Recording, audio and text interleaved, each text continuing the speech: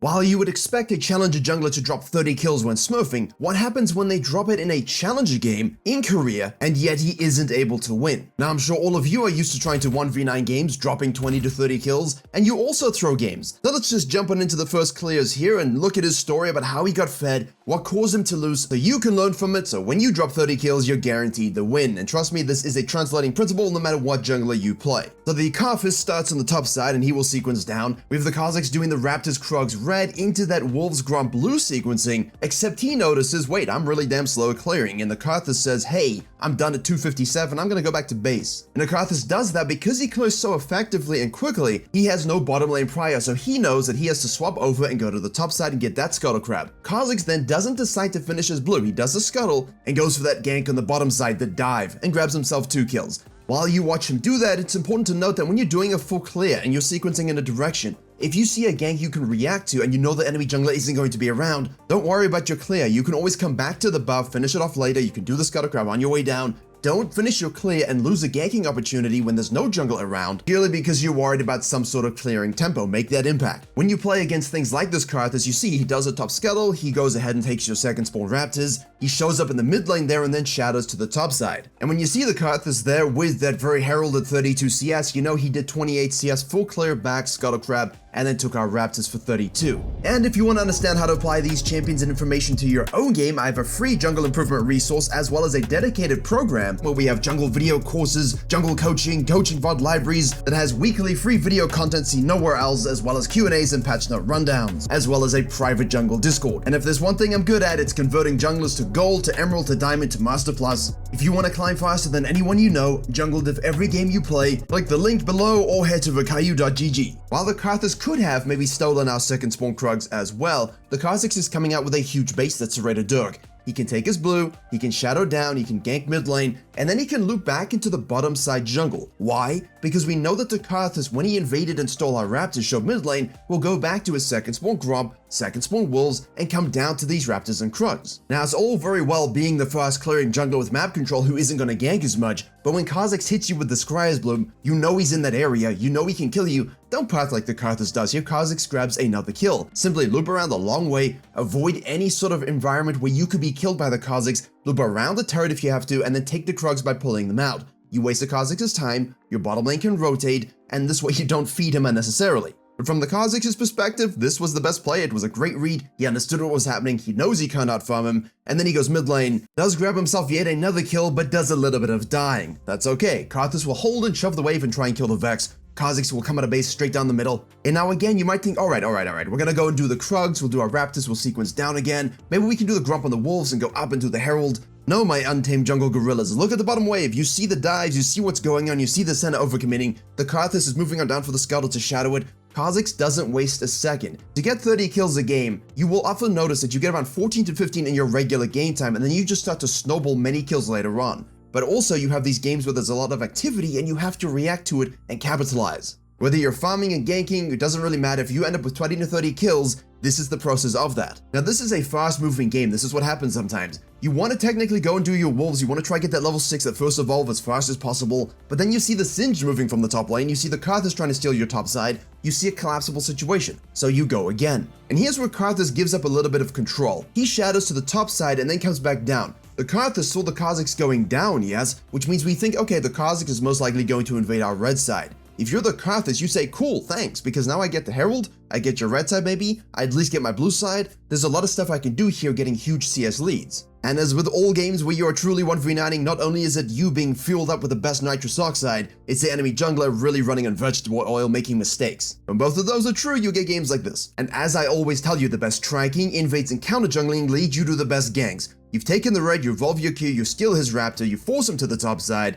Hey, bottom laner trading without paying attention, as always, snag yourself yet another kill. Okay, so now you're thinking, alright, kha'zix is really fed, the kha'zix is gonna get that Herald cool, I should go bottom side and get the dragon. This is the thing, many snowballing, scaling, assassin types, even Graves players, you get these leads and then you just take your foot off the pedal enough that the enemy jungler gets to breathe, start to be where you are not, starts to get better econ, maybe impacts another lane, and that's when you kind of lose control. So if you want to win these kinds of games, keep the control. That means yes, you take your buffs when necessary, you go to the camps that are available, you look to shadow mid lane when there's activity. If you see your top laner deep warding deep inside the enemy jungle and you can get there and get a kill, you do that as well. What good is having this itemization advantage if you're never gonna use it? The most important thing is you would have noticed a lot of kills here. We're down 30 odd CS, we need to convert these kills into objectives, yes? So we go ahead and take that dragon, we know we got the herald, that's fine. Now when you decide to engage in someone who's in the wrong area while you finish that, you can't really expect the Gwen to teleport and kill you, but unleash teleport 10 minutes, you know it's a possibility, just try to keep your eyes open to it.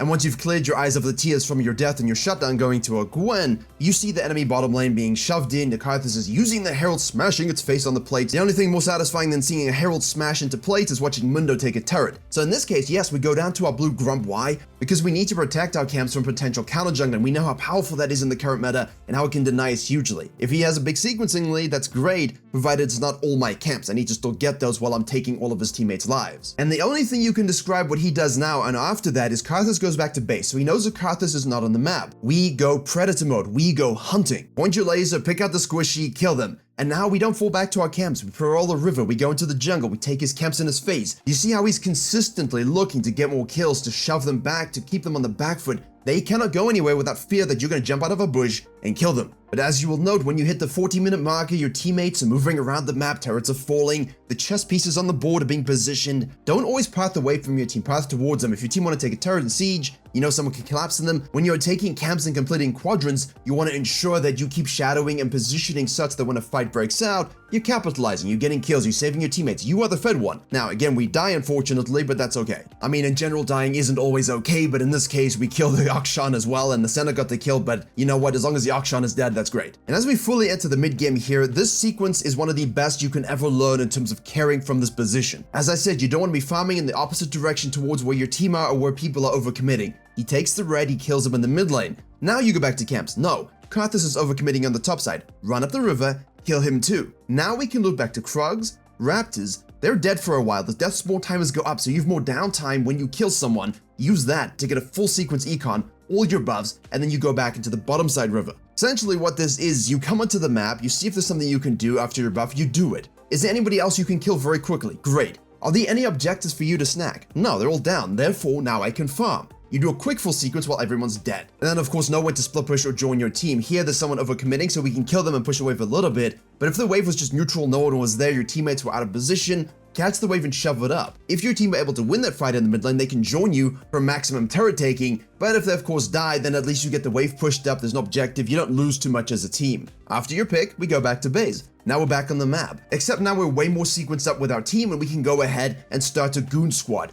Take our team, get into their jungle, deep warded up, and anyone who wrenches gets turned into atoms, or a bloodied carcass of chewed meat if you want to be that kind of predator. And what you're about to witness here is totally 1v9, absolutely astronomically some of the best jungling you're going to see from an assassin in this phase of the game. Hold yourself accountable. If your team are looking to fight, if the enemy team are looking to ball up in death squad, do not get baited in. You, my friends, are an assassin who's hyperfed. You are the carry condition. You are the only one here that's gonna do the work. You need to be patient and pick up the pieces as they fall. You need to become more like a hyena. Now that sounds a little counterintuitive, but you know what I mean, right?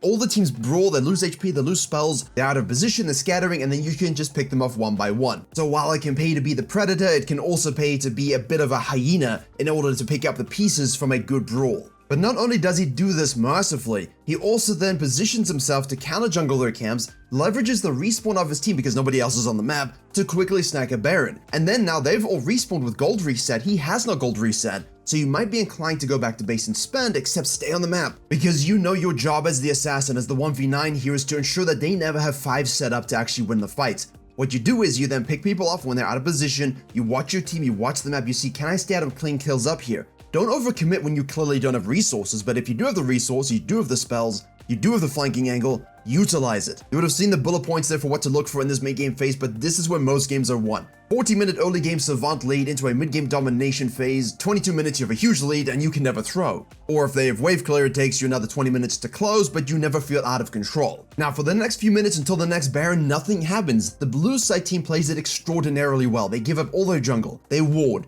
no one gets picked, the kha'zix gets 0 kills, no assists. This is exactly how you should play it if you're the kha'zix team when you're scaling and you know you can still be fed and win. For you, the jungler looking to 1v9 and win, This is where you lose and throw because you get impatient. They know they can do this. You start worrying about closing, losing your lead, and so you overcommit on something. Not this kha'zix, though, he holds true to patience. And yes, while the blue team are able to sneak away this Baron with good positioning, kha'zix ensures that one loses the Baron. He ensures his team gets the Dragon. He guarantees, as the carry on the team here, that when someone's out of position, they die and they lose the Baron slowly.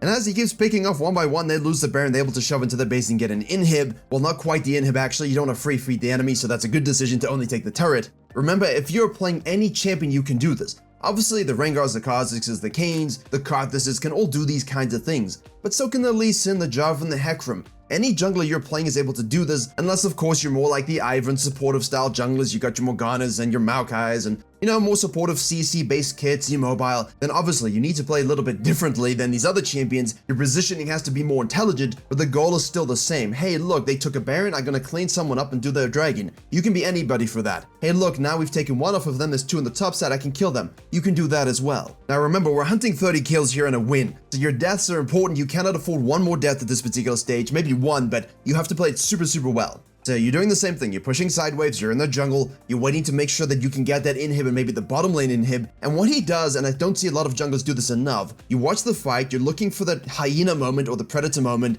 and it never arrives. Your team starts to lose tempo there, and there's nothing really you can do. Slide on out and quickly take that inhibitor. Same thing in the early game. Oh no, this is a doom scenario. I'm gonna slide on out and take his Krugs quickly as I leave. I'll slide on out and quickly take that Scuttle Crab. When you can sneak something away in a lost moment, it just gives you a small win when maybe you need one, and that small win could always be useful. Sometimes it's just about stacking enough pennies to make $1, and that's all you're trying to do when you win a game of League sometimes. Now, we give up the Dragon, okay, that's fine, no stress. We'll go ahead and take the Baron, that's cool, nice trade, because we obviously don't want an Elder situation necessarily. So yeah, the use of the GA to take the inhib was great, and now they're sieging on the top lane. Here's where he makes an absolutely almost game-losing mistake. Not quite game-losing, but it can feel that way. His team cut in front of the enemy's base. They're crossing over to the mid lane here instead of fully on sieging the top lane turret. Gwen now goes aggressively on him, he's forced to reposition burning his Maul. He had to sell his GA because he doesn't have that active anymore and he'll buy it again later on. And he gets kill hungry. He sees a low Gwen, he sees a low Karthus, and he goes ahead and jumps right on in.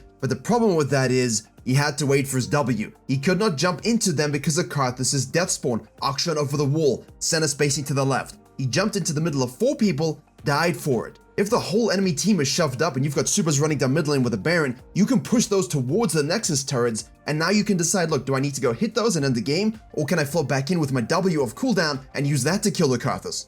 The kill hunger cost him his life and a lot of tempo. But again, not the reason that he's going to lose this game. It happens right here. He respawns, he has GA again, and now he is a little bit tilted. The game has gone on a long time. They still have total control. They can still win it very easily. The inhibitors respawn though. Their side wave and mid wave control is not great. His Rull is coming out of base. The Kallista's in the mid lane. Singe is on the bottom side and he's going with Vex to go and try and kill a Gwen. It takes everything. They do it. Karthus is R though, and Akshan will chase him down and finish him off. And that, my friends, is sometimes all that happens that can cost you a game. He went way too far, way too deep without paying attention to the map the first time. Most of you do this, and you do this in all your games when you have 10 kills, 8 kills, 5 kills. You think, hey look, someone's splitting, I can go kill them. You don't look at your waves, you don't look at the state of the game, and it costs you. Lazy base as well. Now the enemy team gets to take another Dragon, shove down an inhib, and even though he tried his best to win the next fight with his lead and slipperiness, he just couldn't do it. I cannot tell you how many times I see junglers get these leads and not do these steps properly.